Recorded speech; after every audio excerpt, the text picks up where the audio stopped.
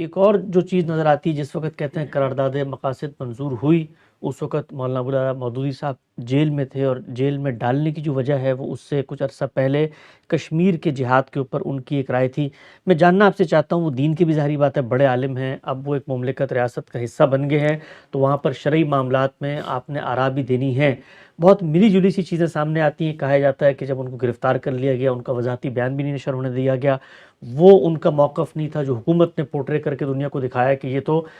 اس مملکت اور اس مٹی کی سالمیت کے دفاع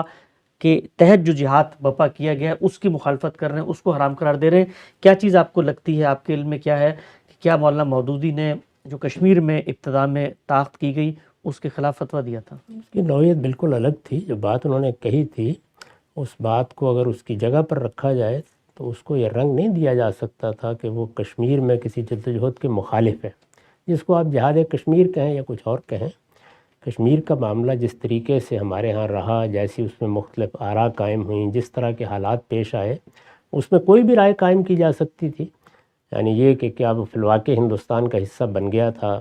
کیا نہیں بنا تھا، کیا اس کے لیے جنگ کی جا سکتی تھی، کیا امکانات تھے، یہ چیزیں تو آج بھی زیر بحث ہیں،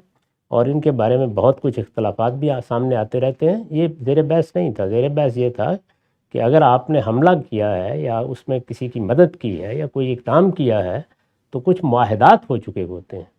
تو ہمارے ہاں اسلامی قانون تو یہی ہے کہ اگر مختلف سلطنتوں کے درمیان معاہدات ہیں تو ان معاہدات کو جب تک علانیہ ختم نہ کر دیا جائے اس وقت تک آپ کوئی جنگی اقدام نہیں کر سکتے۔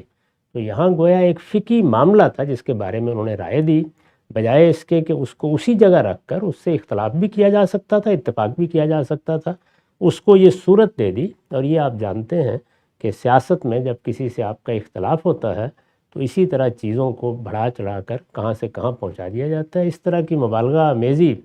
سیاسی اختلافات میں ہم روز دیکھتے ہیں، وہی ان کے ساتھ ہوا اور پھر ان کو گرفتار کر لیا گیا۔